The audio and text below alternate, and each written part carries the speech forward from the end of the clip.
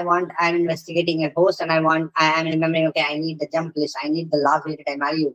It's not possible. It's not possible to also track the path and all. So what a science trial will do for you is that for the evidence of execution, it will read this evidence.tcap file. Okay, so now let's see how this evidence.tcap file is looking like.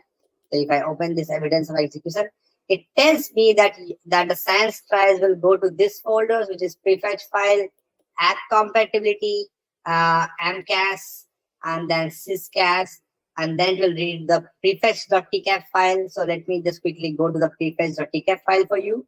So I will go to this one and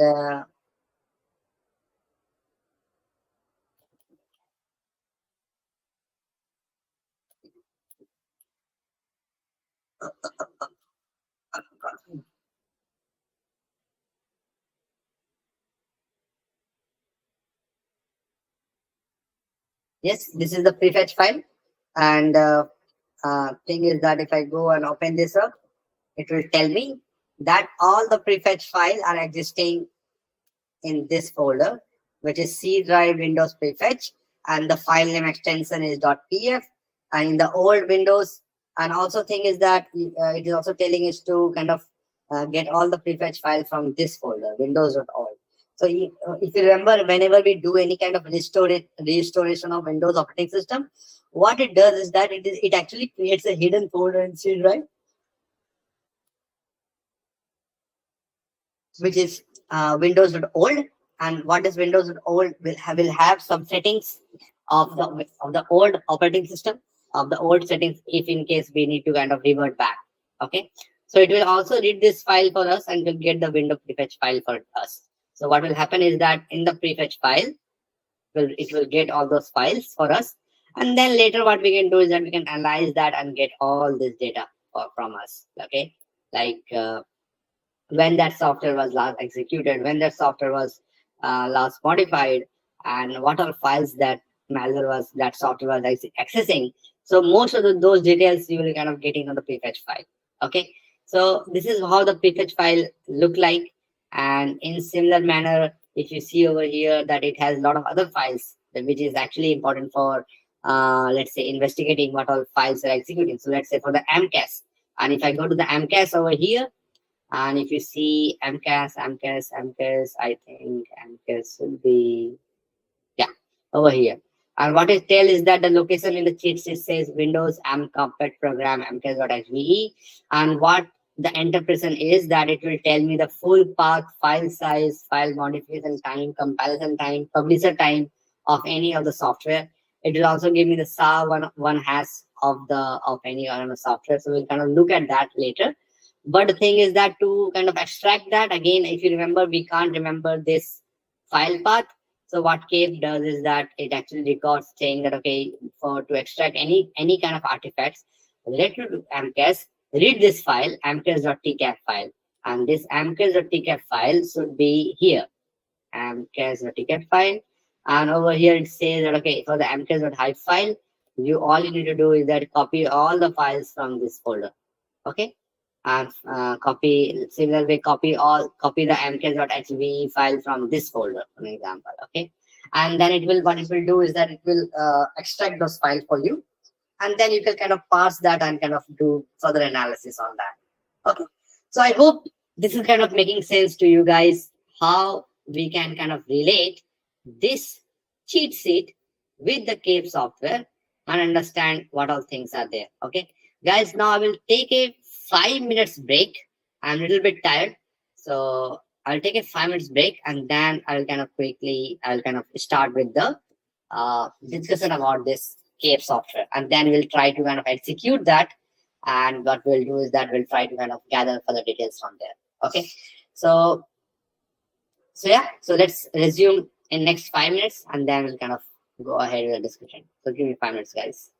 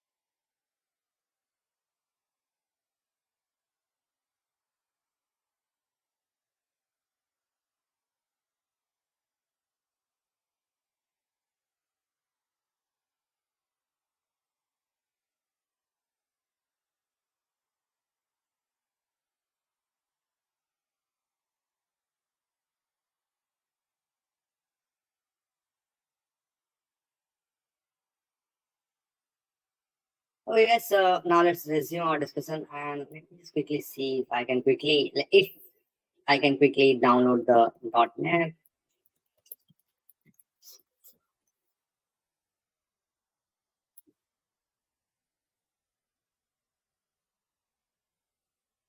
If I can do that in next 2 minutes, I'll do that, or else I will figure that out later. Okay. So let me just do that.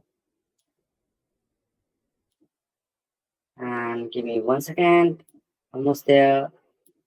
Stop presenting. Files.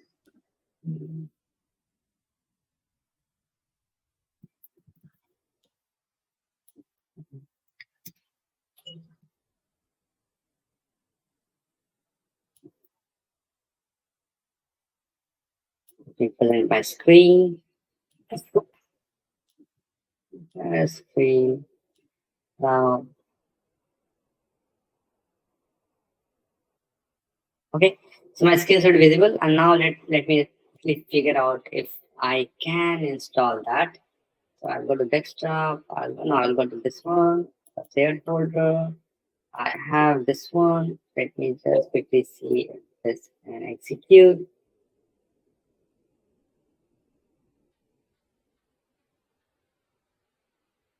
So I'm just trying to quickly install .NET, and if it execute, then fine. Otherwise, I'll just leave it. So let me just quickly do that. So .NET.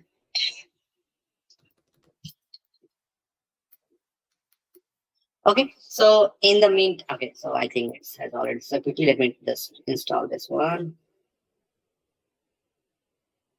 So I think it will take some time. So let it run in the background, and in the meantime, we'll try to kind of go through the tape file. Okay. So now thing is that, guys, as I was telling,